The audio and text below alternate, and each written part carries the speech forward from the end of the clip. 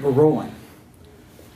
We're rolling. Oh, okay. So, today is September 26, 2018.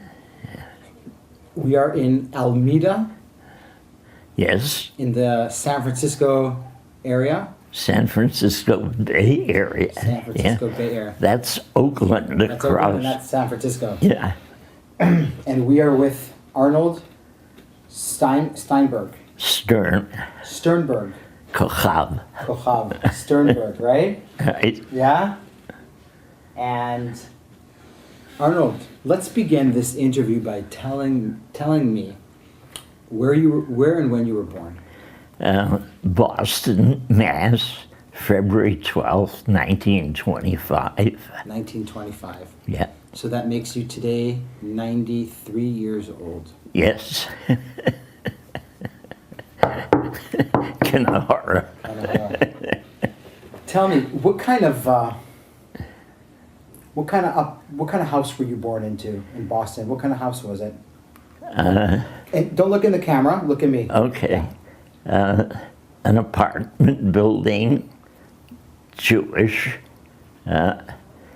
in a section of Boston called Roxbury. Roxbury. Yeah. And are you the oldest kid? Are you the youngest? I'm the baby of the family. I had two older sisters. You're the younger brother. Yeah. And where are your parents from? Where do they come from? I have no idea where my father came from. My mother came from the Ukraine, a shtetl somewhere. But they were both in born, yeah.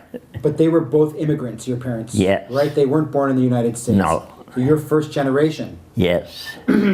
Now, in your home, is it a kosher home? Is it like, are you observant? Are you atheist? Are you religious? Are you communist? Are you Zionist? What's going on? It was a kosher home. Socialist Zionist. Socialist Zionist. Yeah. So probably like Hashomer Tzair. B'diuk. And did you go to any youth movements? Yes. Did you belong? Hashomer Tzair. You went to Hashomer Tzair in Boston? Yeah.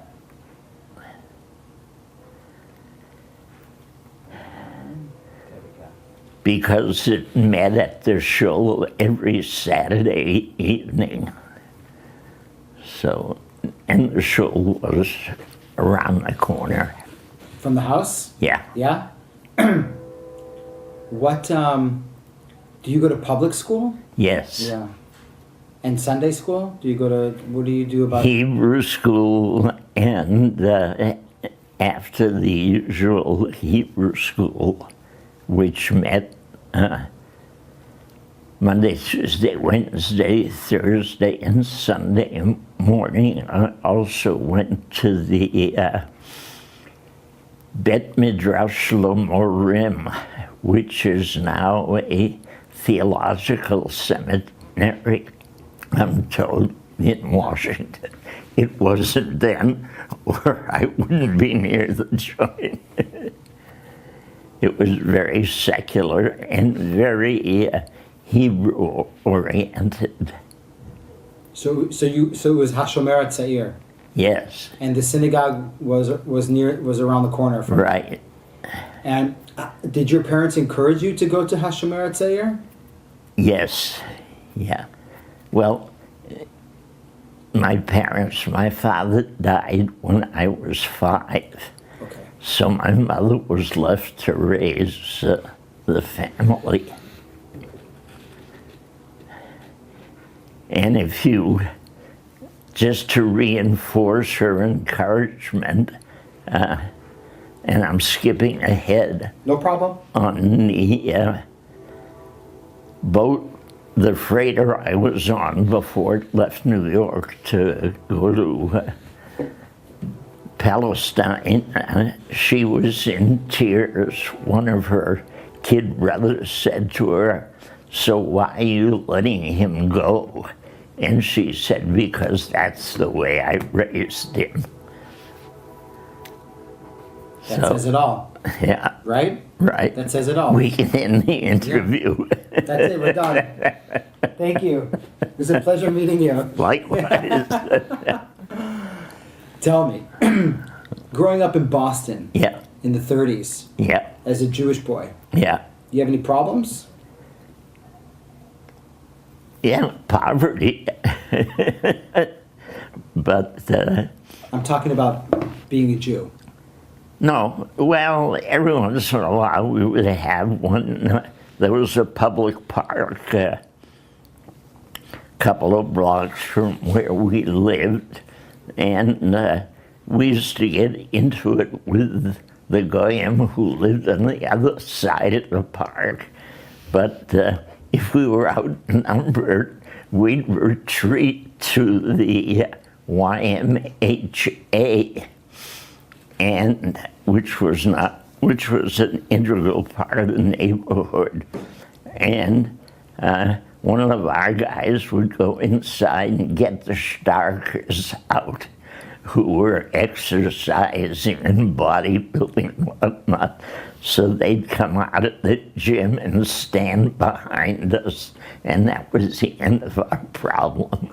So it wasn't really traumatic or anything like that? No. No.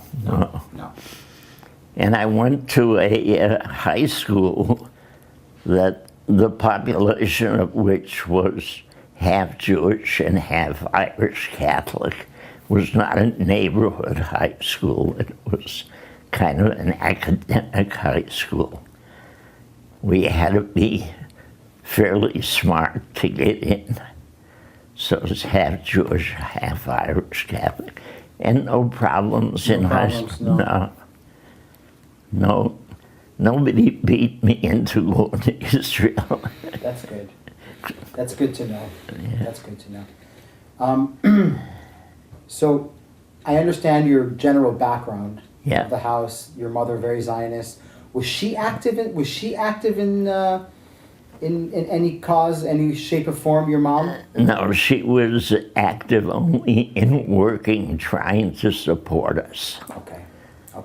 That was it. And she even worked on the WPA for a while. That's a Roosevelt thing, the Works Progress Administration, part of what was called the New Deal, trying to get the country out of the depression of the 30s, yeah. Do you remember when you're like 13, around your bar mitzvah time? Yeah, There was a lot of news coming from Germany yeah, about Kristallnacht yeah. and all these things. Right. Does it get to you guys? Oh, sure, yeah. Did it have an impact on you? Yeah, of course. I was never in an Eitzelnick in Ireland, but one thing that stuck in my mind was one of the Irgun's mottos, never again. Never again. Yeah. Politically, I had no and wanted no part of Eitzel, but that never again stuck with me.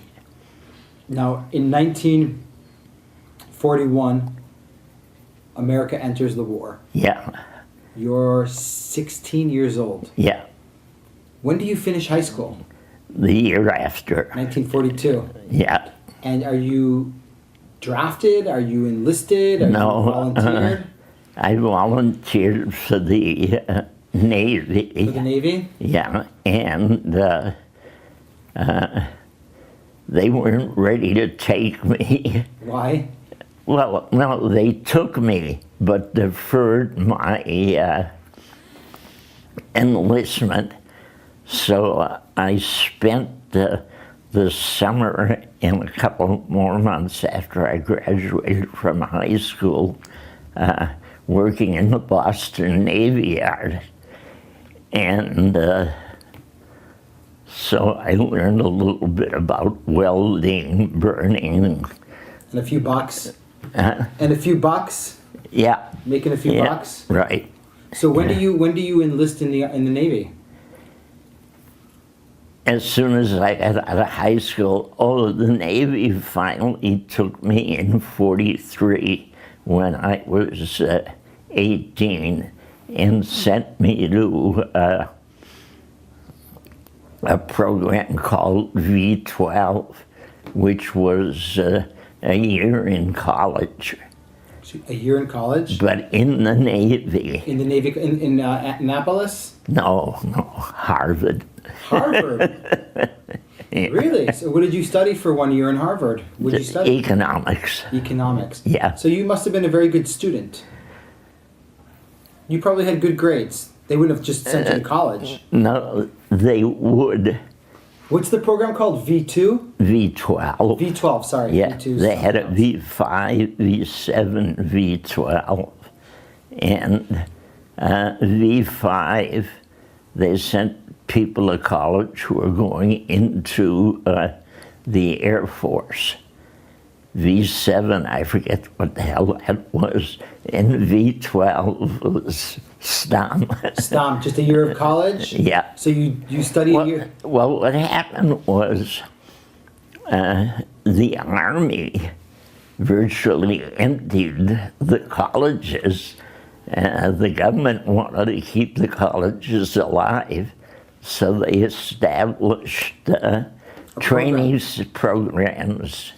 Yeah. So you're studying at Harvard for a year? Yeah. Economics? Yeah. And in with two professors from Europe, one very famous guy, although I never knew it at the time. What's his name? Schumpeter was one, and I forgot the other. It'll come to me in about an hour. Okay. And you want me to keep going? Please, absolutely. From there, they sent us to what? Don't look at the camera. From there, they... It doesn't exist. Okay, I'll look at your look at handsome face. Thank you. The Navy, after the year at Harvard, sent us to 90-day wonder school, which was what they formerly called midshipman school. We called it 90 days because in a 90-day period they were going to make officers of the Navy and gentlemen out of us. So 90 days, you're going to be an officer. Well, yeah, and the curriculum was a little bit different. Navigation, gunnery, things of that sort. Leadership. They have to teach you leadership, how to lead soldiers. Nah, I think they'd already figured out we could handle that part. And where do you go in the States? Where does this happen? Chicago. Chicago. Yeah, at Northwestern downtown. University? Yeah. Yeah. Not out in Evanston, but Okay. Northwestern downtown. So you're in Chicago, you're at this 90-day... Yeah. And then what happens? You're in the Navy, and they gave you an assignment, and mine was Guam.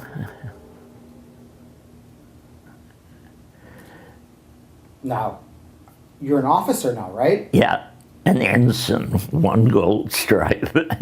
You're a lieutenant, right? You're a lieutenant? No, an ensign. What's that?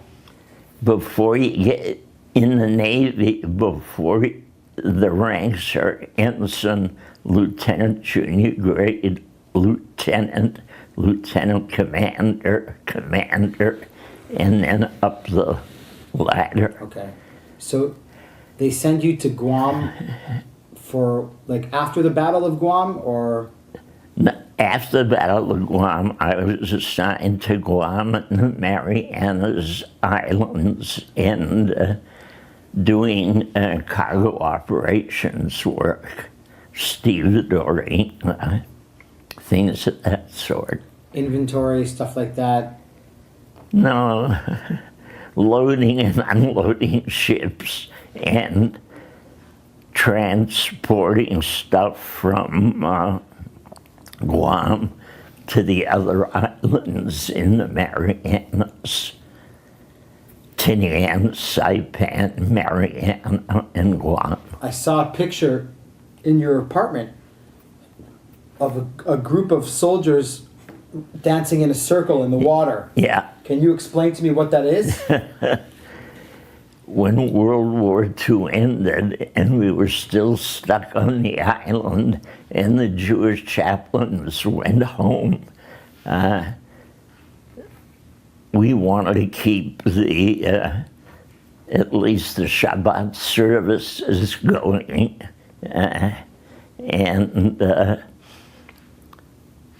But they wouldn't, the Navy wouldn't let us do it without a rabbi. They didn't understand. You don't need I was going to say a goddamn rabbi. You don't need a rabbi to tell a nice Jewish boy what to do on Shabbat. Right. So we couldn't formally organize ourselves as a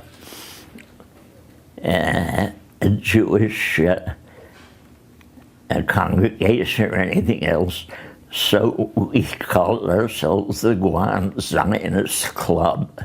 The Guam Zionist Club. Yeah. How many people were in the Guam Zionist Club?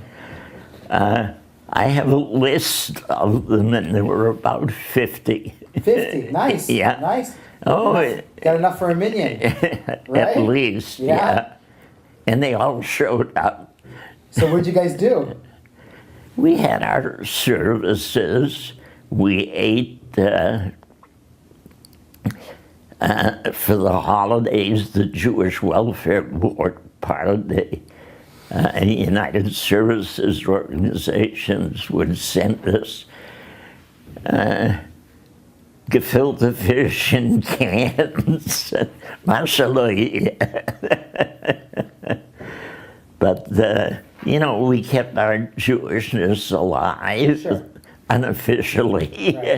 Right. Nobody, at least from the Navy, was curious as to what a Zionist club was, or even what Zionism was, as long as we didn't say it was Jewish, without a rabbi's hechsher. Zionism didn't need a hechsher.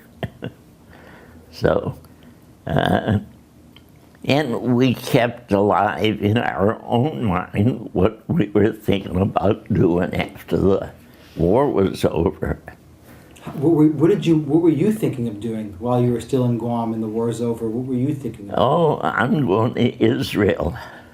In Guam, you're already deciding that you're going to Israel? Oh, yeah. Well, there was a small group of us when we were kids after bar mitzvah, teenagers who picked up on that never again.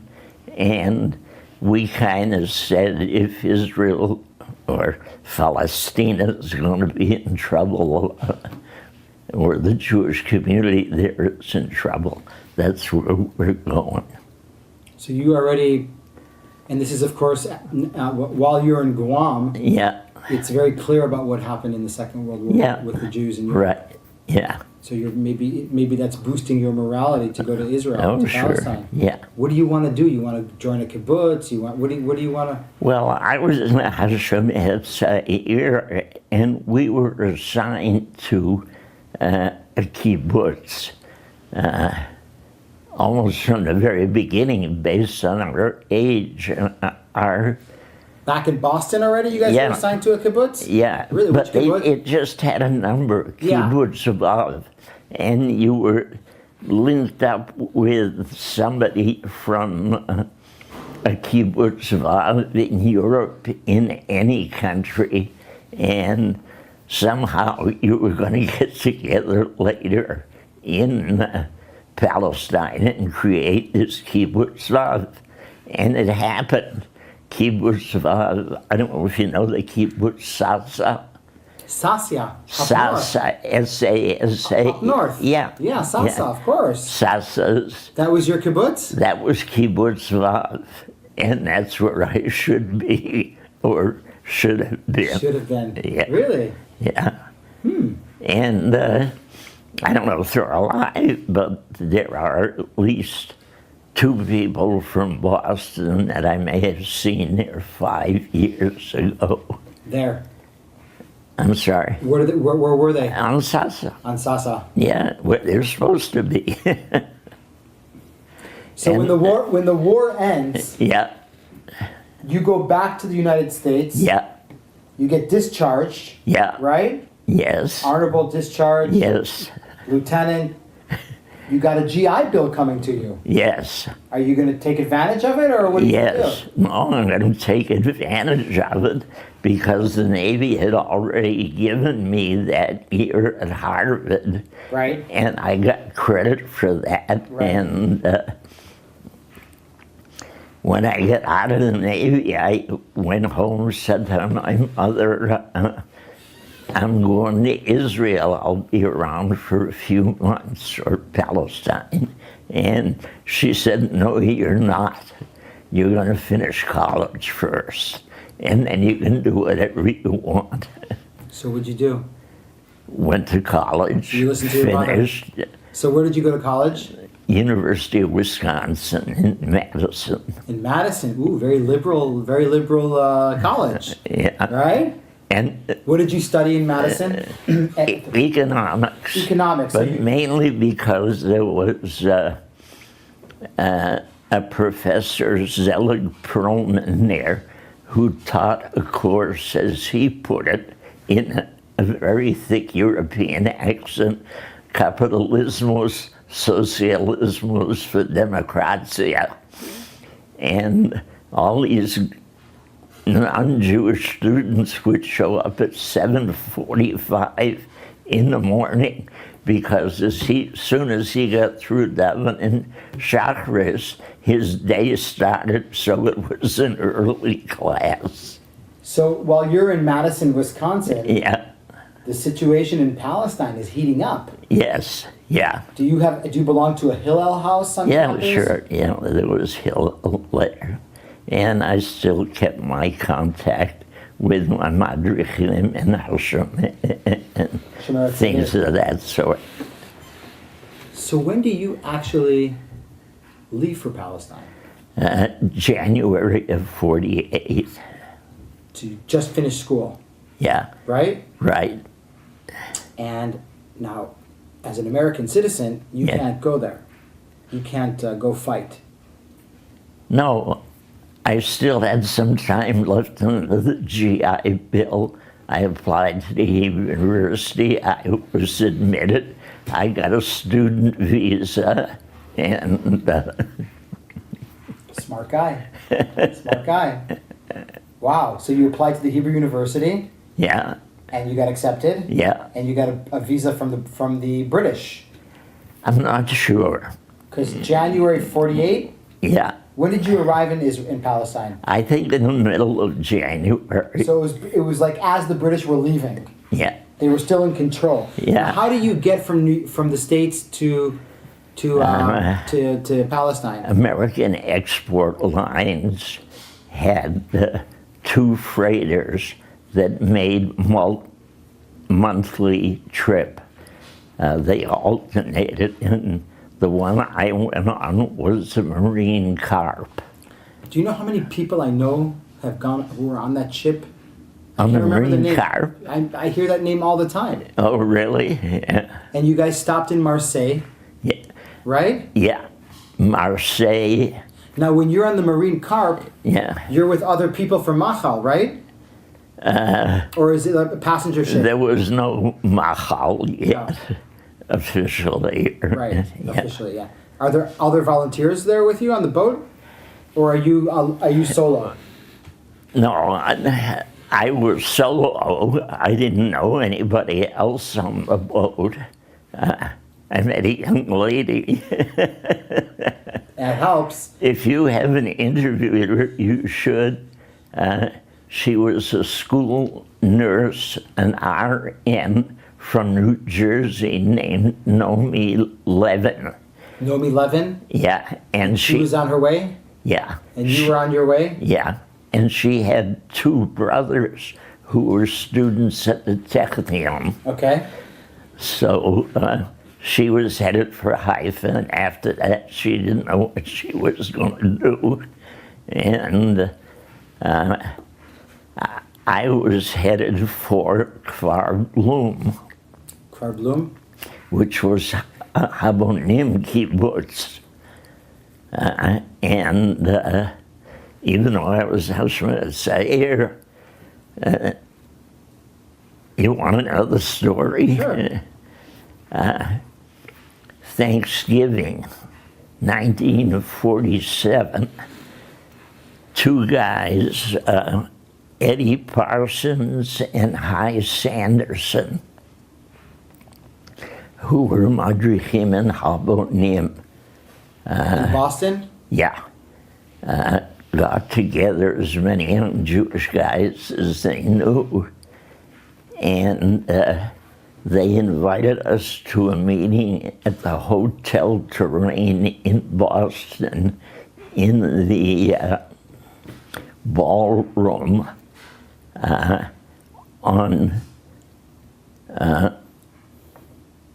Thanksgiving night of that year. And they wouldn't answer their phones. They just said, there's going to be a meeting. You know us, so you can imagine what the meeting is going to be about. And about somewhere between 80 and 100 people showed up. They had a row of chairs, a single row of chairs from one end of the ballroom to the other. As you came in, they said, we're not answering any questions, we're not talking. When everybody is here, we'll close the doors and we'll talk. And it seemed rather strange. And it was strange. And what they said was, we, that is Eddie and Hy, are taking our families to Faudem. We'd like to take a contingent of healthy, able-bodied young men with us to help safeguard our families at Faudem. That's all we're telling you. If you want to come, stay in your chair. If you don't want to come, chalas, I think is the word. Get up. So I would say at that point, about half the guys in the room got up and left. There were maybe 40 or so left. And then they went down the road. They knew each of us by name. And they said, just answer yes or no. Are you serious about going, yes or no? If you answer no, please leave. And if you answer yes, stay. You know what's going on, you know what's happened, you know where we're going. We're not answering any questions, just say yes or no. So by the time they went down the row, and each individual, oh, if you said no, go home. And a lot of the guys who stayed had excuses. I don't want to say excuses. They were real. You know, I want to finish school. I want to do this. I want to do that.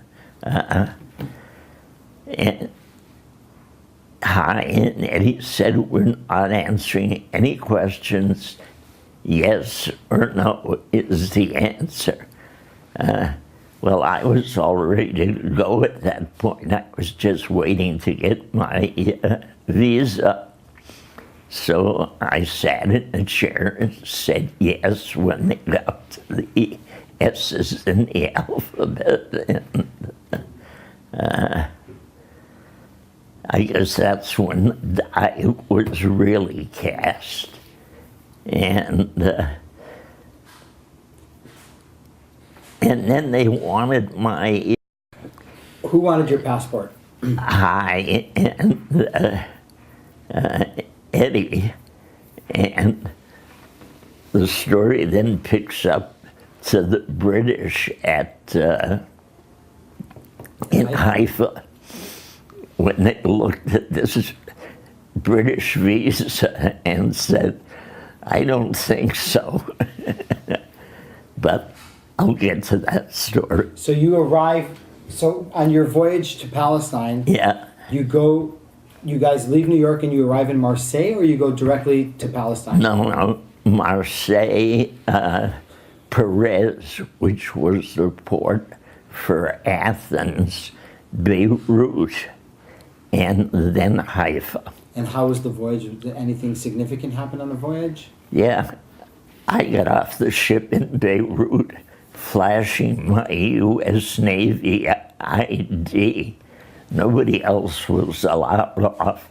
Everybody stayed on, and I went for a walk. I don't know if you know Beirut.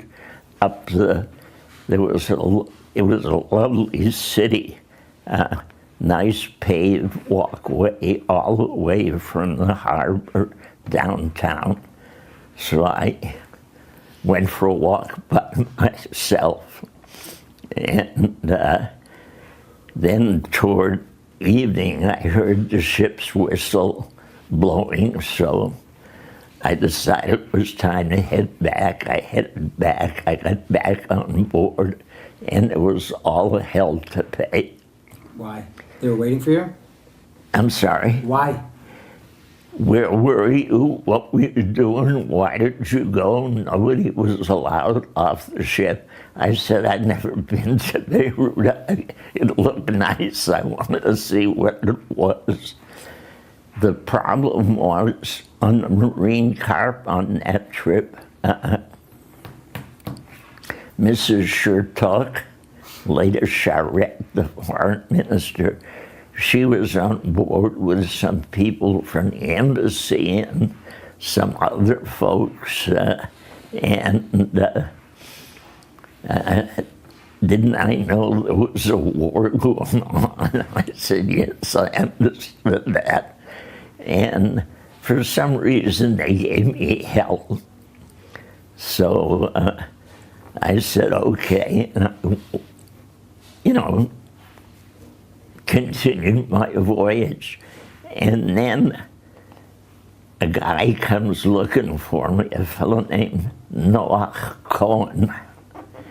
He introduces himself and he says, pay no attention to those politicians. You want to see Beirut? Fine. You look, you saw, you're back on board.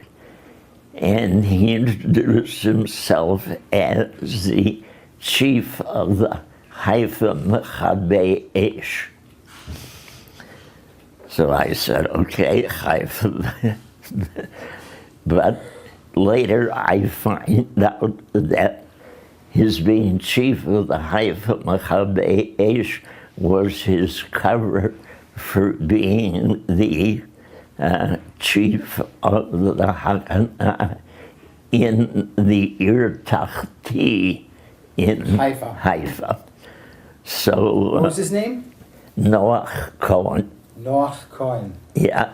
So you arrive in Palestine, in Haifa, Yeah. and you disembark, Yeah. and you have to go through customs, like British, yeah. right? British. Yeah, but the Brits, every one of them had a Jewish second in command. So he looked at my passport. I should tell you, coming around the corner at Rosh HaNikra, or Rasin Nakura, was really something. Yeah. And going down the bay as the sun was coming up from behind Carmel was really something. So anyway, I'm going through British customs. He looks at my passport. He looks at the visa once, twice, and he turns to the Jewish guy beside him and says, Chaim, this is one of yours, I think. Why don't you take care of him? So Chaim looks at my passport and he says, yes, I'll take care of him. And So he said, you'll have to wait till I process these people, but if you don't mind waiting a few minutes, it shouldn't take long to process them. They look a little bit more legal than you do. So I wait, and he says, what are you doing here? And I told him, going to Hebrew University, student, blah, blah, blah. He says to me, no, don't hand me that bullshit. What are you doing here? So I said, I'm going to Faudem, and there should be a whole bunch of other Americans on the next American export line freighter coming in, and I'll be meeting up with them at Faudem, where Eddie Parsons and Hy Sanderson and their families were. Do you need the John or something, or are you getting a stomach ache listening to this? It's okay. So he says, well, you got some time before the next Marine, whatever, I forget what the hell forget the name, what the next one was, comes in. He says, I tell you what I'll do. Take a walk up to the Hadar, HaCarmel, go into the Malone Central. They'll be expecting you, and that's all I know. So I go up and check in, and the desk clerk says, there'll be a couple of guys here about 6 o'clock tomorrow morning to collect you. To collect me for what? Where am I going? What am I doing? Look at that. But the next morning I was in the lobby at 6 a.m. and a couple of guys pull up at a pickup truck, and I get on the pickup truck and you're alone? Yeah. They say, I said, where are we going? And they said to Meir Shvea. Meir Shvea was the name of the Hadassah Women's Zionist Organization Children's Village on the backside of Carmel. And we're the garrison to protect all these kids who came from Europe, orphans. So we drove over, and it turns out that not only were they the garrison for the children's village, but it was also a Harana Kurs Makim. I don't need to translate for you. I know it. I know what a makim is, of course. Yeah. So it was a Kurs Makim, and the garrison was divided into two groups, one charged with the defense of the children's village or the security, and the other was training. Kurs Makim. And they would switch. Except it didn't last more than 3 or 4 days. Why? Because Jerusalem was under siege, and they wanted some infantry to accompany the armored trucks that were trying to break the siege. Yeah, through Bab el-Wad. To break. So they send you there? Well, half the group goes down there, and the other half stays. Yeah, I went with the group that went down there. To Bab el-Wad? Yeah. Well, Latrun and on that. What? Nothing, we never made it through. You know, in Bubblewood, there are all the armored trucks. Yeah. Yeah, the I know. little parks. Yeah, you should. So you were accompanying the convoys, Yeah. and you guys never got through. No, a couple of convoys. You're in combat now. This is combat, Yeah. but you haven't really had any training. Well, at the course in for a day or two. What happens at Bab el-Wad? Mostly the trucks were stopped and set on fire, and we were trying to protect the cargo or protect the trucks, and we weren't able to. You know, it was Castell and all the way down Bab el-Wad. How long were you in Bab el-Wad for? How long were you down there for? Oh, just a couple of weeks. Nothing took very long. Well, you saw some combat there. Yeah, yeah. But combat's combat. You shoot, you get shot at. What happens after Bab el-Wad? After that, I'm on my way back to the course Makin, except that when I get back to Meir, they said to me, "What are you doing here? You're supposed to go to Kfar Shmayahu." And I said, well, nobody told me nothing or anything about Kfar Shmayahu. He said, "I have orders for you. There's a course for Madrichei Tzalafim." Snipers. A sniper instructor school. Right. Yeah. So you're supposed to report there, and I think the course starts today.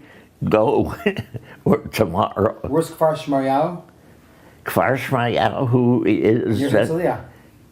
it's just north of Tel Yeah, Aviv. Kfar Shmayahu. Yeah, it's a big town now. Well, now it's connected to Herzliya, basically. Oh, Yeah. really? It's part of Herzliya. So you go down to Kfar Shmayahu? Do you go there? Yeah. Hey, orders are orders.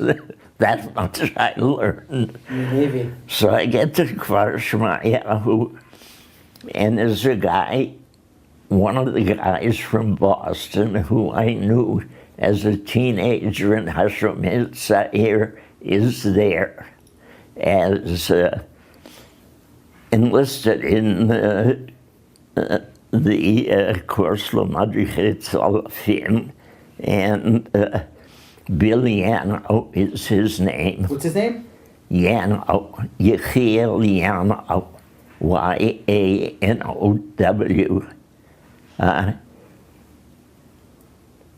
Last I heard, maybe 5 years ago, he was alive and well and living in a kibbutz called, not Bat Yam, Gal Yam, maybe, I don't know, just south of Haifa.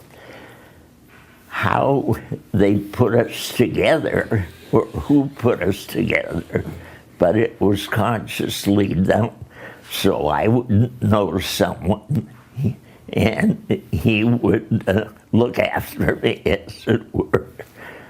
So we finished up the course.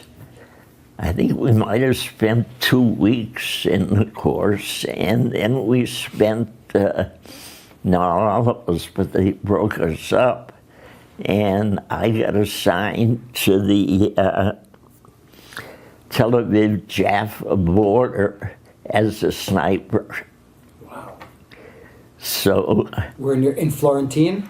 I'm sorry? Florentine in the neighborhood? Florentine? Oh, I don't know the neighborhoods. There were several good-sized apartment buildings on the border, and we get to one, and the guy who's taking us up, we go up to the 3rd floor, or maybe the 2nd floor, and some old carpenters there, very busy. So He says, "Where the hell have you been? I've been waiting for you all day." The sniper's nest is over there, and the dummies that I'm building, which will pop up in the windows to attract the fire, are over here. As soon as I finish with my dummies, I'll show you how they work.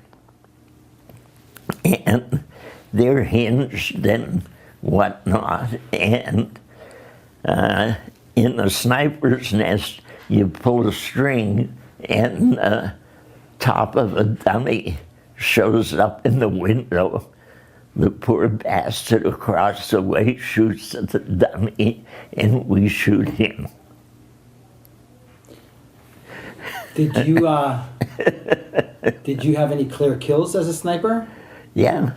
Yeah? Yeah, 1 or 2 in about 3 or 4 days, yeah. Well, you had to have clear kills, because if they didn't in those days, they were fining you, you know what a grush is?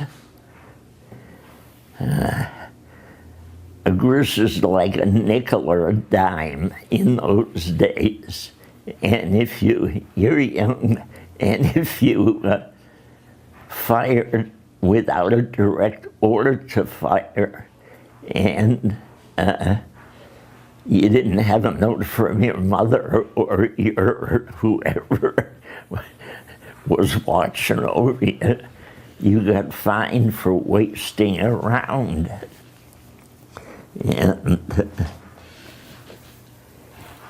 anyway, you want to keep going with this? Sure. So anyway, we finished our sniper duty. Everybody goes off where they're going, and I say, "You got orders from me?" "Yeah, you're going to a Machane Kelet, a recruit camp." I say, "I've been here for what recruit camp?" "Your buddies from Boston are at the Machane Kelet. They just came yesterday or something, the day before. You're supposed to join them." So I went to the Machane Kelet. I think there were 2 of them in Tel Aviv at the time. One in Sarona. Sarona? Yeah, if I'm not mistaken, I forget where the other was. So I went to the Machane Kelet to meet the other guys from Boston? Boston, the whole 40 or 50. I knew 2 or 3 guys. And I said, "Where the hell is everybody?" Didn't come. Didn't come. And not a good idea. And some of the biggest and most vocal of the Zionists from Hashomer or Habonim were among the guys who didn't show up. Who, the 2 main guys? No, the 2 main guys showed. They were already up at Kfar Blum, but these were supposed to be the guys who were going to protect their families. So I discovered a new meaning for Zionist was Zion. Screw you bastards. You better take that off. Anyway, and there were some guys I didn't know, but the whole group at that point was about... Look at me, not at the camera. Okay, the whole group was about 12 or 13. Where'd you guys go? Where did you guys go?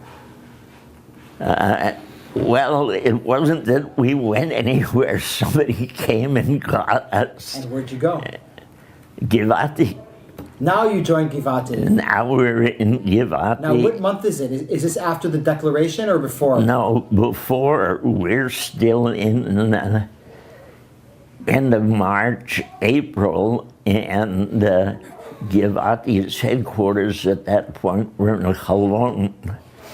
The Mitzrim hadn't yet started their move, so we were based in Cologne. And anyway, so, and I had to do, what's his name, who commanded Givati, I forget. Drury? Huh? Who commanded Givati? I'll tell you. I'll tell you. What was his name? I should know. I know The commander? Yeah. Of the whole חטיבה. מפקד הראשון של חטיבת גבעתי.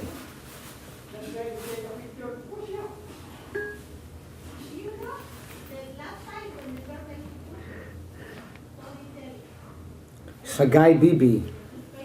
I'm sorry, no. סרן חגי ביבי, מפקד פלוגה. No, sorry, that's not right. No. It'll come Hold to on, me. hold on. Okay. Hold on.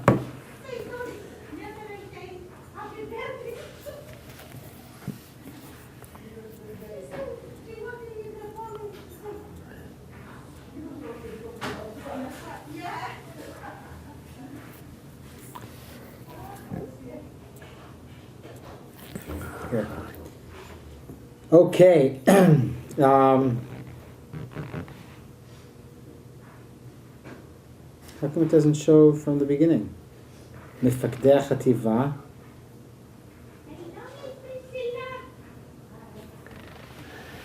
יהודה דוב. No. No? Him? Yeah? No. No. I'll get his name. It'll Okay. come to me. But I don't need his name to continue. So we're in Cologne, quartered in a schoolhouse. And we hadn't been assigned to any unit of Givati yet, but the Mefaked Givati came to visit us to inspect the troops, as it were. And so our squad leader, that's another story I missed, says, why don't you do your blindfold trick for the commander? So they blindfold me, and I have a old Springfield rifle, 30 caliber. Take it apart, blindfold, put it back together, blindfold. Okay. And you did it? Oh, yeah. Well, that was one of the things that he taught us at the course. sniper school. Yeah. So,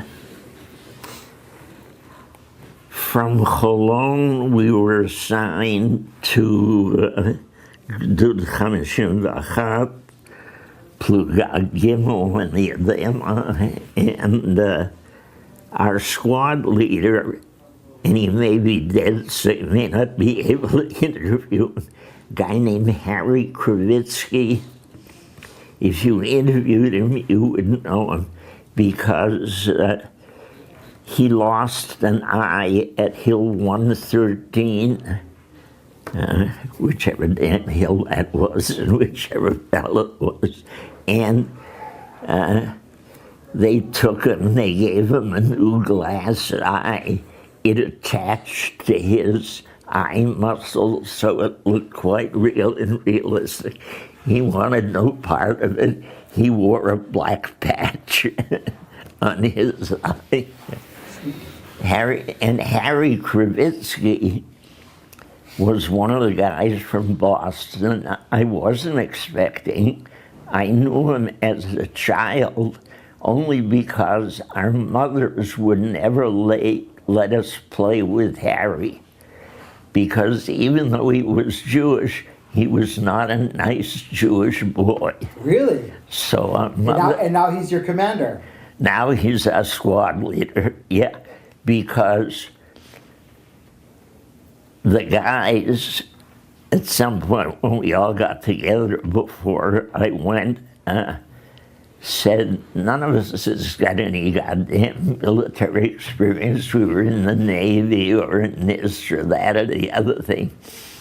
And somebody said, well, let's go find Harry, because this nice Jewish boy, not nice Jewish boy, had enlisted in the Marine Corps, was in the 1st Marine Division, fought at Guadalcanal, etc., etc. So he knew What he was doing. what he was doing. None of the rest of us knew.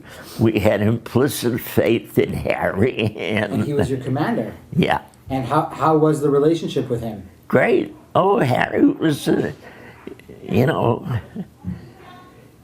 he didn't know a word of Hebrew. You'd never know he was Jewish, but he knew what to do in the field. Where do you guys first see action in Givati? In Givati, our first action was in a series of villages around Latrun, Bet Jiz, Bet Susin, and I'd already been there. Yes. Bab el-Wad. or gone through some of them, yeah, but didn't see them the way I saw them this time. How'd you see them this time? In trying to empty the villages or stop the firing on the convoys.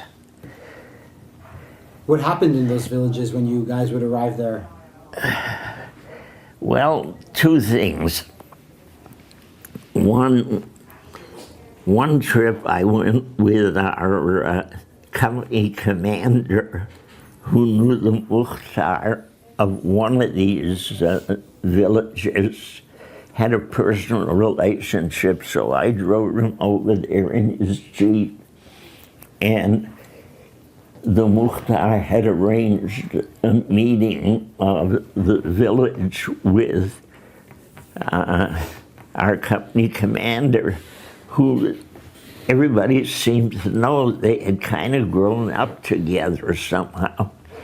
And the company commander said to them, look, we avoid shooting at each other, but you've got to stop shooting at the truck convoys as they go by. Please stop it, or my next visit with you is not going to be as pleasant as this one. And everybody drank Café Turquie and left. We didn't have an answer. And I think maybe 2 or 3 days later, I went over again with the company commander. The village was empty. They'd gone. And they just packed up and left. So we went through the village looking to see if somebody was left behind. We found one old woman who was too sick to travel, so they couldn't take her with them when they left the village. Yeah. And so the company commander called, was it the Magen David Adom or an ambulance? They came, got her, and They took her away. yeah, and the rest of the villages, each one was a fight, a firefight. Ramle. Were you in Lod? Well, Ramla, that was long gone before this. Where are you when the state of Israel is declared on May 15th? Where are you? We're at Hulda. At Hulda, Kibbutz Hulda? Yeah. Yeah. There was a field hospital, a tent hospital at Kibbutz Hulda, and we were charged with guarding the hospital, but they'd be taking us out What's that? We went on missions, but basically our base was It's Hulda. Yeah. You operated in and out of Hulda. Did you go down to Kibbutz Negba or Fallujah? We went to Fallujah, not to Negba. Yeah. And, yeah. So you're with your guys from Boston, basically. Yeah, half a dozen of them, maybe, who I never knew. But you know them now. The interesting thing is that we were in a firefight, I think, on May 12th. And I don't know if you know, but up above Hulda, no, up above Latrun and up above Hulda, if they're kind of close to each other, there was a British Army detention camp where the leaders of the Sochnut had been imprisoned. The Sochnut people were released. The British, the British turned the camp over to the Arab Legion, and then on the 12th, we went up to get the camp back so that when the UN came through, they would see there was, I guess you can say Israeli, but still not yet, a Jewish presence on the hill. And we were up there not only to show that presence to the UN when they drew their maps, but also preparatory to the attack on trying to get the fort, the Taggart. You know about Taggarts. You're not as young as I thought you were. Either that or you learn some history. So we were involved in a couple of the attacks on Latrun, and they all failed. I'm sorry? They all failed, no? Yes, yeah. Well, we were, at that point, there was a 52nd Battalion headed by a guy named, we called Schleppy Shlomo Shamir, who later became a big shot. Well, I gotta go back. Ben-Gurion liked guys who had been in the British Army and achieved some rank, but it didn't make any goddamn difference to him whether they had any battle or military experience. They had British Army training and a rank. And you like that? Shamir, he liked that, yeah, and Shamir was kind of a failure compared to the Givati Brigade commander who had fought in the Spanish Civil War. I don't know if you go back to the Spanish, the Spanish, the Loyalists and the Fascists, and the commander of Givati had battlefield experience in the Spanish Civil War. And after the Loyalists with whom, on whose side he fought, he left, went to Europe, went to Poland, went to Warsaw, and found a dozen teenagers living in the woods outside of Warsaw and brought them back to Israel with them. I'm looking for his name. It'll come to me. I don't know. I've got his biography downstairs in Hebrew, the subtitle of which is Ha'ish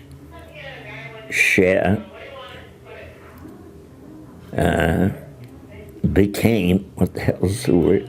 Ha'ish became Chativa, the man who became a brigade. Here, I'm looking here. Yeah.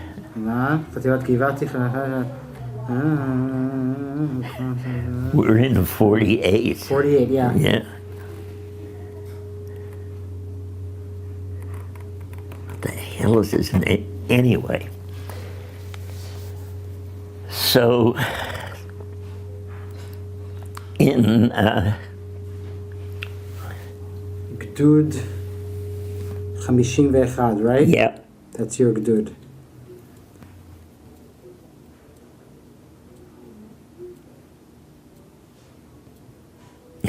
Hold on.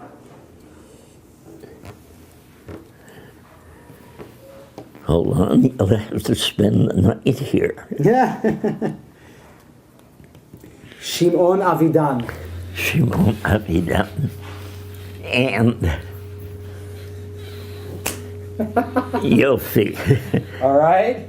Yeah, Shimon thank Avidan. you. Yeah. So okay. And Ben Gurion would not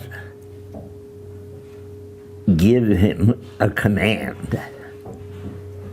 And Ben Gurion's closest advisor said to Ben Gurion, he's the only guy with any on-the-ground infantry battle experience. You got to give him a command. We need him. We can use him. And Ben Gurion was adamant, no, he's a communist. He fought with loyalists. I'm not doing it. Ben Gurion was a real... I don't know. I won't characterize it. Okay. But then they finally persuaded him, and Ben Gurion said, okay, I'm giving him command of a brigade charged with the defense of Tel Aviv. Because by that time, the Egyptians, yeah. So, and now I'm back in somewhere in history, and he said there are only two things he has to do. One is defend Tel Aviv, and two, he's got to raise a brigade to defend Tel Aviv with, and I can't help him. So a few weeks later, Ben Gurion had a meeting of this group of his advisors, and they said, where's this guy Avidan with this new brigade? I don't see him anywhere around Tel Aviv. I don't see any Deployments. Yeah, and they said to Ben Gurion, of course not. He's down at Ashdod. Ashdod was Ashdod in those days. And what's he doing down there? That's 35 miles south of Tel Aviv. And they said, well, they didn't say schmuck, but they said, Mr. Prime Minister, he's stopped the Mitzrim from coming up. That's where he stopped. He's defending Tel Aviv. He's defending Tel Aviv. Were you with him then? We were at his dude, yeah, in that hole. With him, no. No. I think I saw him once, blindfolded in Cholon. No, we were still buck privates in the infantry. Throughout the war, were you always with the 51st Gdud? No. What happened was on May 12th, two of our guys got killed by British comets who were on their way out of the country, but stopped by to do their friends in the Arab Legion at Latrun a favor with the 6 Comet tanks they had with them, and they blasted us off the top of the hill, and 2 guys were killed in that. Really? The British did that? Yeah. Where was this? This was at Latrun. What's a Comet? Comet is a British tank, a heavy tank, a big goddamn tank, and they blasted us off. So there was a direct connection between the Jordanian Arab League and the British. Oh, yeah. Well, it depends. Okay. Because the Haganah was paying some British officers, but the Legion was formed by British officers, right? Yeah. Yeah. But these guys had to be paid.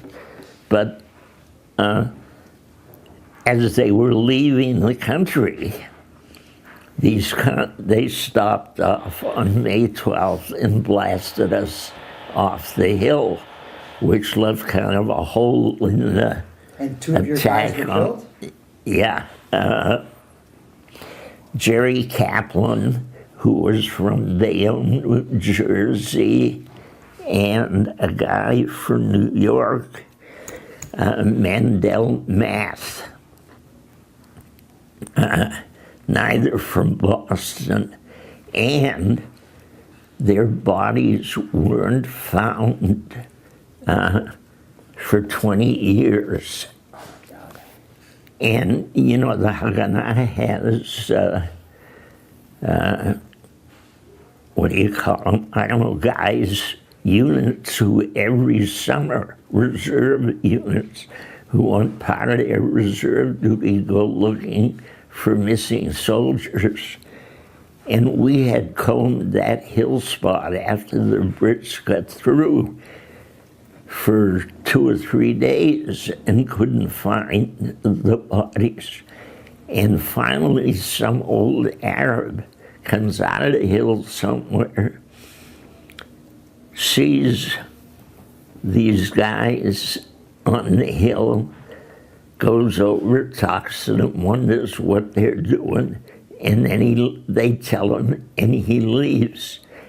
And a couple weeks later, he comes back with yet an older guy who'd been up on the mountain, on the hill the day after the battle with his flock, found the 2 bodies, took them to a cave on the hillside, covered them with rocks, and left them there.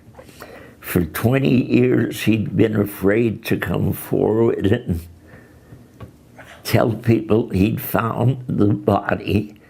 But this other guy finally told him, there's nothing to be afraid of. The bodies are more important than some old Arab shepherd. Come with me, we'll go tell him. So they went. They told him, he led them to the bodies, found them, and 20 years later, they were reburied on Mount Herzl. In Jerusalem. Yeah, and you can see, and I spent a considerable time at that damn cemetery. I'm sure. I'm going to go to the bathroom. We're talking about, drink. Yeah. We were talking about the 2 gentlemen who lost their lives. Can you please remind me their names? Yeah. Jerry Kaplan from Bayonne, New Jersey, and Mandel Matt, somewhere in the Bronx. And during that period when they were missing, before they were found, couple of the guys in our unit were in New York, so they went to visit Mandel's father, and he wouldn't let them in his apartment. because he said they had deserted his son and had never found him. And apparently while that was going on, someone in this apartment building told Mandel's sister, who lived downstairs in the same building, that her father had some visitors. So she went up and she got so, what's the word, pissed off at her father. She gave him hell for not letting the guys in and not talking to them. She, by the way, is married. I hope she still has a family of her own and lived in Jerusalem virtually all her life. Wow. Anyway. So that's a very, I never heard that story about these two missing bodies. Yeah. And they were reburied in Mount Herzl. Yeah. Tell me. I think if you call my daughter, she may be able to give you the grave numbers, although you can find them. They're right together, not side, but, well, they may be side by side. I've forgotten. But what happens after? So you guys are. So what after Givati? Are you in Givati till the end of the war? no. Have some water, please. Drink some water. Yeah.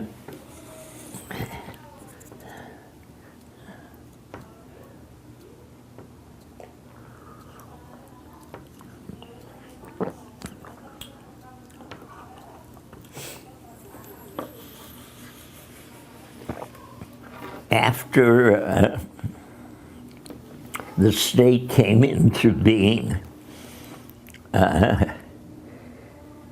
we were still in Givati, and then the Jewish community in Boston got upset, community, the big shot Zionists, and they said to whoever their contacts were, the Boston Jewish community can't take any more losses in Israel. And what kind of crap is that? That's what we're there for. And beside these guys Who the hell are they? New Jersey and New York, and who the hell are they? Big donors and an excitable community of rabbis and all this shit. Sorry. It's fine. It's okay. Scratch that. It's fine. It's fine. And all that shit. And So they wanted us broken up and dispersed as a unit to the specialties we'd had in the U.S. Navy. there's no Navy in Israel. Maybe there's a boat or two. Or There something. is now. Now there is. And there was the beginning of one at the time. There was the Kufes Rim, a Corvette number 20, and a couple of other Corvettes. And among the Bostonians on our group who came, Bert Bean had been a radar man in the Navy, so they sent him up to the Kuf 20 to see if he could resurrect. Wait, so this pressure from the Boston Yeah, worked actually? It worked? They took you out of Givati? yeah. How did... Wow. And Where did they send you? the Navy, where I came from.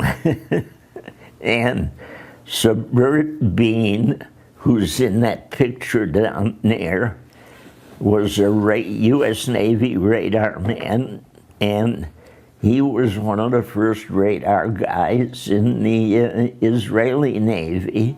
Another guy in that picture, Zeke Twicken, who, if he's still alive, lives in Jerusalem. trying to remember where can't.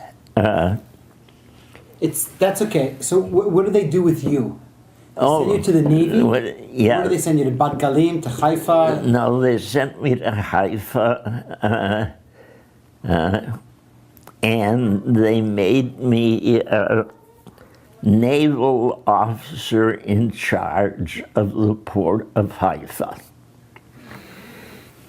שום דבר.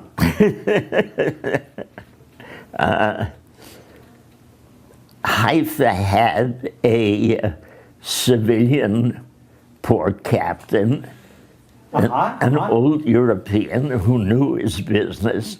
He didn't need a kid from the U.S. Navy fooling around. He knew his business. What was his name? Do you remember his name? No. No. And it was Abramowitz, I think. Okay. He was an older guy, had been in that job for years. He had a good, what in the U.S. Navy we call a berthing officer.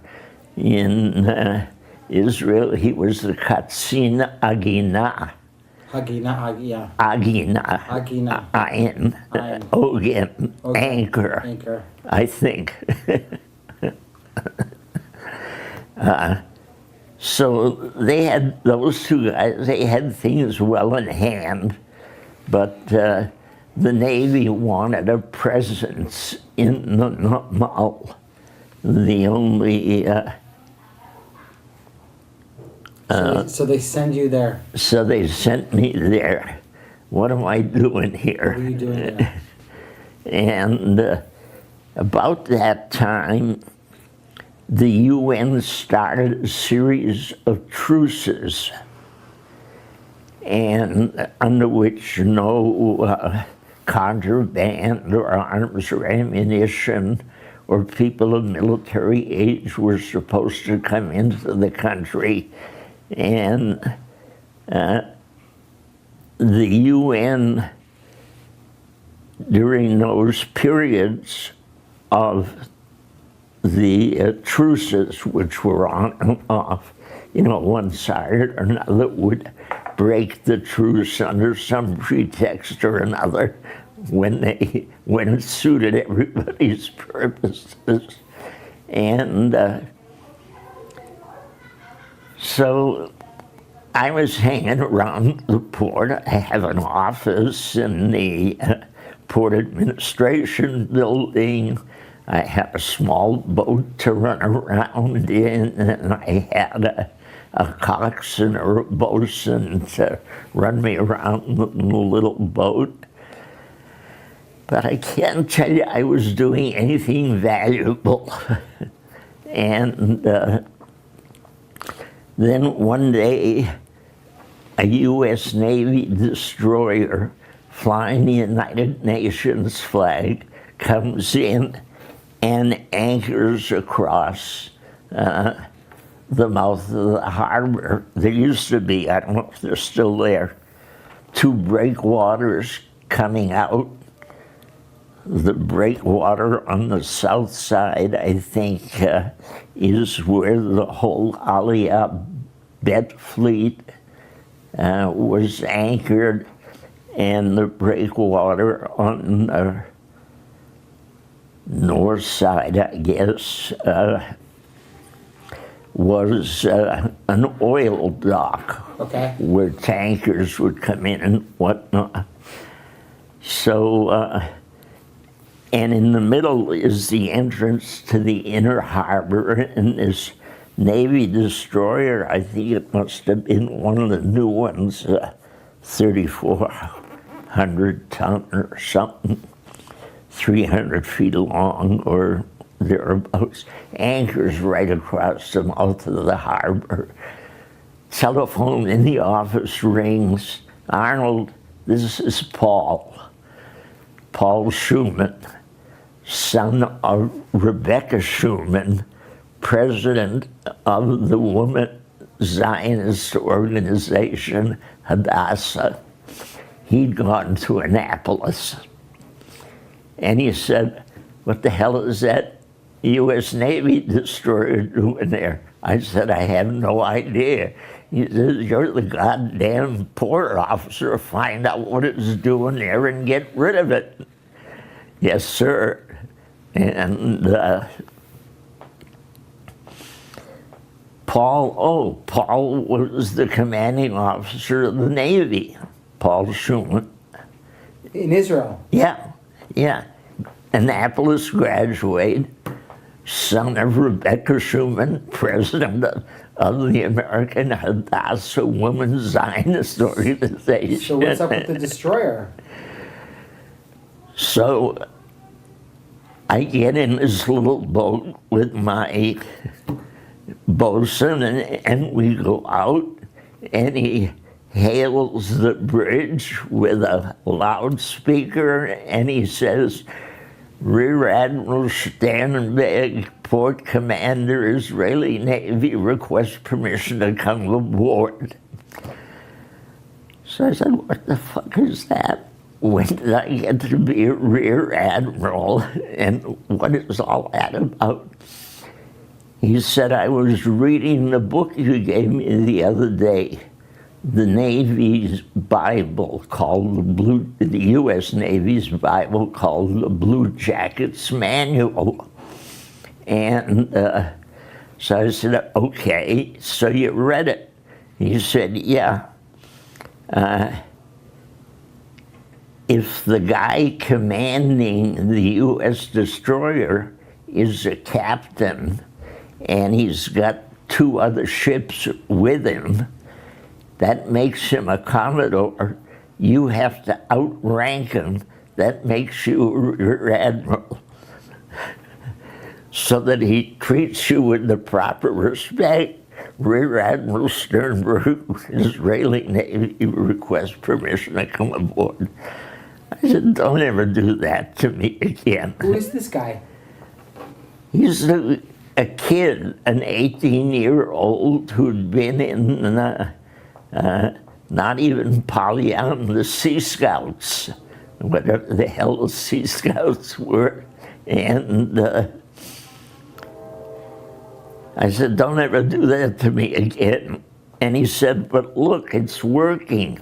They had first thrown a rope ladder over the side for you to climb up hand over hand, and now they're putting down a proper gangway, a stairway for you to walk up.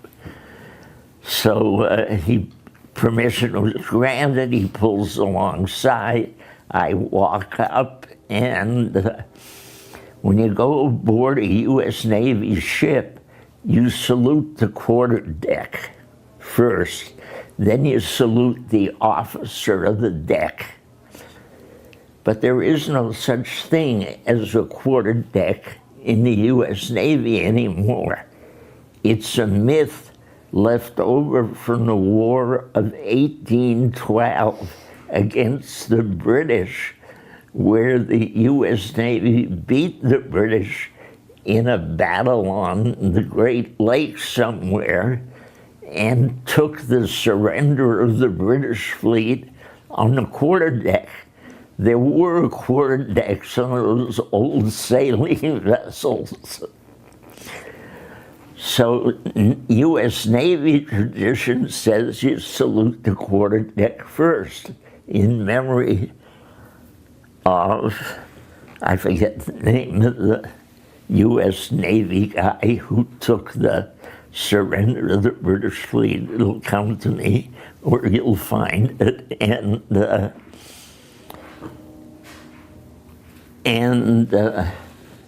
then I salute the officer of the deck. The officer of the deck says, who are you saluting back there? And I said, the quarterdeck. He said, how do you know about that? You're Israeli Navy. That's an American Navy U.S. tradition. Can he tell by your accent that you're an American? Yeah, after a while they got the point. But who was this ship? What were they doing with the UN flag? What did they want? Oh, they were part of the blockade that the UN had put up for a truce. But why are they coming into the port of Haifa? Because they had a truce was supposed to start the next morning. So they arrived the night or the evening, afternoon actually, before to take up a position so they could enforce the blockade. And so I called Paul. I told Paul, he said, yeah, I still want them out of there. They're not due here till dawn tomorrow. We have a freighter coming in tonight. I said, nobody told me. He said, nobody tells you anything. But we have a freighter coming in with some stuff top loaded on the deck that we don't want the American Navy or seamen to see or know about, because they'll be back in Beirut the day after tomorrow, blabbing their mouths off about what the Jews are getting. So what happened? I got rid of it. You got rid of them? They left? They say the captain will see you. I go down to see the captain. I asked him what his mission was. He told me UN blockade. I said, but that doesn't start till tomorrow morning. I have to ask you to leave. Most respectfully. And he looks at me and he says, why? I'm not in anybody's way. You know, if I'm blocking the entrance to the port, if a ship shows up, I'll move my vessel. So I said, no, the truce doesn't start till tomorrow. I can't have you here, sir. So he says, I have to call the headquarters of the UN and the Navy. And he goes off in a half hour. He comes back and he says to me, you're a lieutenant junior grade United States Naval Reserve. When did you become a rear admiral in the Israeli Navy? And I told him, when you showed up. When you showed up. I had to outrank you so you would pay some attention to me and respect me. And he said, well, give me some reason why I have to leave. And I said to him, with all due respect, I cannot be responsible, nor can the Israeli Navy or government be responsible for the safety of your ship. You're in a war zone. The truce doesn't start till tomorrow. And he looks at me and he says, Sonny, war zone or not, those plywood and pipe guns you've got on the breakwaters don't impress me. I said, yes, sir, but they look good in aerial photographs because they cast the proper shadows on the ground, which the aerial photographs pick up. Last word, I can't be responsible for your ship, for the safety of your ship. Please leave. He said, I can defend all of Haifa with this goddamn ship. What do you? I said, I'm sorry, you'll have to leave. He said, I have to make a phone call. He makes a phone call, comes back. He says he's leaving. Where do you want me to go? And I said, you'll have to go up to Rasenakura or Roshanikra, go around the corner, and from there on, as long as you're out of sight, you're out of mind, and you can come back at first light at dawn. And he did, and he left. And that was the end of my career in the Navy. Paul calls and says, what the hell did you do? I said, I scared him off. What do you mean, what did I do? So Paul said, we'll have to find you a new assignment, and it can't be in the Navy. So he found me a new assignment with the Air Force as Assistant Chief of Air Force Security, charged with looking after the American and English-speaking pilots and mechanics and whatnot. And I said, I don't know anything about that shit. And he said, yeah, but that's your new job, and somebody will be up to give you details of what's involved. The problem was that there was a fight brewing between Israeli Air Force people and U.S. Air Force people who had volunteered to come fight and fly. And the problem was that the Israeli Air Force and El Al were promising jobs, post-war jobs, to Israeli pilots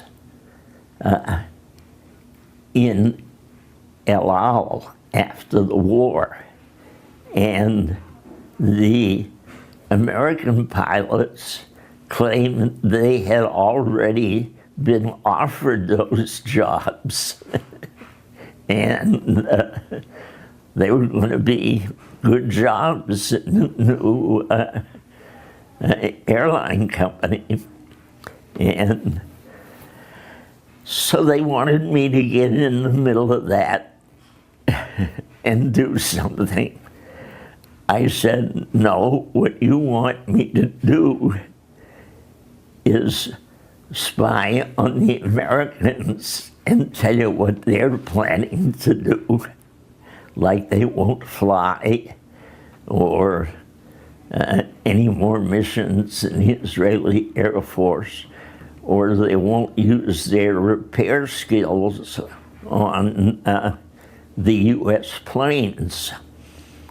Because I don't know if your history, you remember that the Israeli Air Force, before it became the Israeli Air Force, had gotten 3 B-17s, U.S. Air Force heavy bombers, and on their way from Europe to Israel, the American pilots had not stopped off, but taken a small detour and bombed the, what's his name, not the Tsar.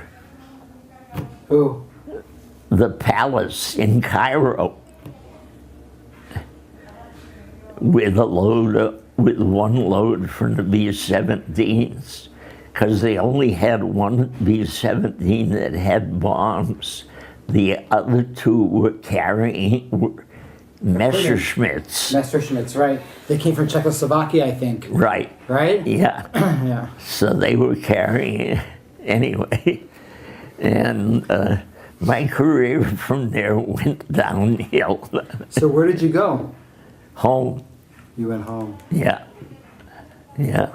And I remember I had to go before some guy, some board of officers and doctors, and said, I don't belong here. And in Hebrew I told him, Nimas li kol ha'esek. And if you can't find something real for me to do, or let me go. You would have stayed in Givati, though. You would have been happy to stay there. I was happy as a lark in Givati. I mean, we knew what we were doing. The mission was clear. The politics was over, because Shimon Avidan had made his mark stopping The Egyptians. the Egyptians. Yeah, but you were happy in Givati. Why did they take you out of there? Because Politics. Boston, Jewry, didn't want any more Any more what? casualties, but we hadn't had casualties except Harry lost an eye, and there was another Marine who was a nice Jewish boy named Art Sokol, S-O-K-O-L, who was a kid but who'd gone in the Marine Corps, and he had a scalp wound from a firefight. I don't know if it was on Hill 113 or another, and Art was just out of it. And a little difficult to explain. When do you finally get back to the United States? December of 48. December of 48. Yeah, yeah. So I put in a good year. I enjoyed the year, except the last job I wasn't about to. Incidentally, I don't know who's interviewing the U.S. pilots, especially the B-17 pilots, but they were a couple of fire department captains in the New York City Fire Department. I don't know if they're on your list or not. Have some water. So, anyway, I came home and spent about the next 6 months in Beth Israel Hospital in Boston. I had a bad case of yellow jaundice, infectious hepatitis or something. And